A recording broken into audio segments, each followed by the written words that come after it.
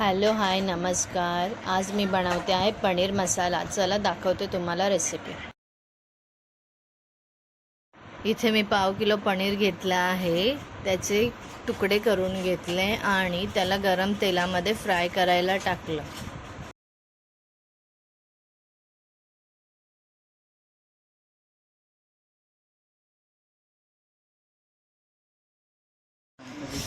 इथे मी मिक्सरच्या भांड्यामध्ये 2 टमॅटो घेतले, 4 आल्याचे तुकडे, 5-6 लसणच्या कापळ्या, 4 हिरव्या मिरच्या, मीठ, हळद घेऊन त्यांना मिक्सरमध्ये फिरवून घेतला आणि त्यानंतर त्याच्यामध्ये 4-5 काजूचे तुकडे टाकले आणि त्यांची पेस्ट तयार करून घेतली।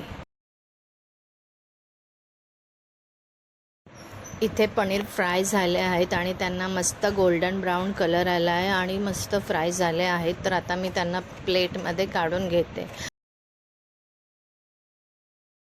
इथे मी बारीक कांदा चिरून घेतला। त्याच तेलामध्ये मी जिरे, 2 लवंगा, 2 मिरी, 2 इलायची आणि कांदा टाकून घेतला आणि त्याला गोल्डन ब्राऊन होईपर्यंत फ्राय होऊ दिला आणि त्यामध्ये कढीपत्ता आणि जी पेस्ट केली होती ती टाकली आणि तिला चांगलं शिजू दिलं आणि त्यानंतर त्याच्यामध्ये धना पावडर, गरम मसाला टाकून मस्त अजून परत शिजून दिलं।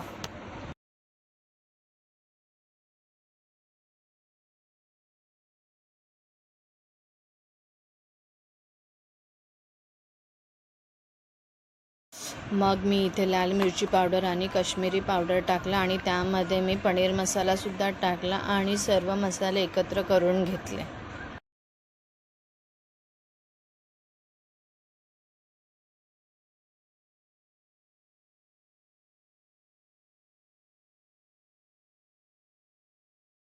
सर्व मसाले एकत्र करून घेतले आणि थोडंसं पाणी टाकून झाकण ठेवून थोडं शिजू दिलं आणि त्यानंतर मसाला शिजल्यानंतर मस्त वाफ निघत होती, त्याला कलर पण छान आला होता।